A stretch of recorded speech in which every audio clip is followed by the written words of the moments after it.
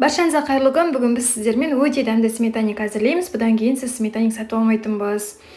Ол үшін електен өткізілген ұн мен разрыхлителге қант саламыз, және де сары май саламыз, сливочное масло.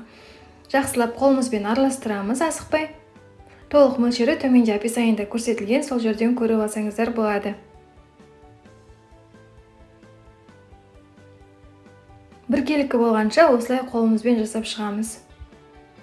Міне осындай болу керек. Енді бір жұмыртқаны салып, тағы да араластырамыз.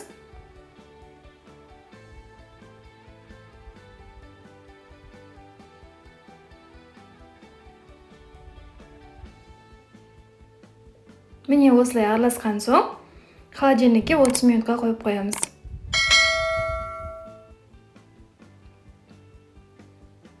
Отыз минуттан соң дәл осылай жасаймыз.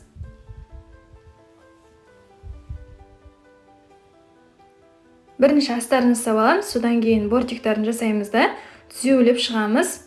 Енді ішіндегі салмасына қаймақ, дүкеннің қаймағы 20%-тік 3 жұмыртқа саламыз, және де қант саламыз. Араластырамыз, венчикпен араластырамыз, миксермен араластыруға болмайды. Осылай көп араластырмаймыз. Осылай біркелкі болғанша жасаймыз да жаңағы тестамыздың үстіне саламыз. Қызып тұрған 180 градус пешке 50-60 минутқа қойып пісіріп алатын боламыз. Ортасы сарғайып, жандары қызарған уақытта піседі.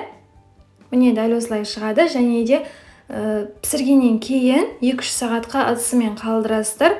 Ол суы керек 2-3 сағатта, содан кейін ғана барып кесіп жіберуге болады. Әйтпесе ортасы ағып кетеді.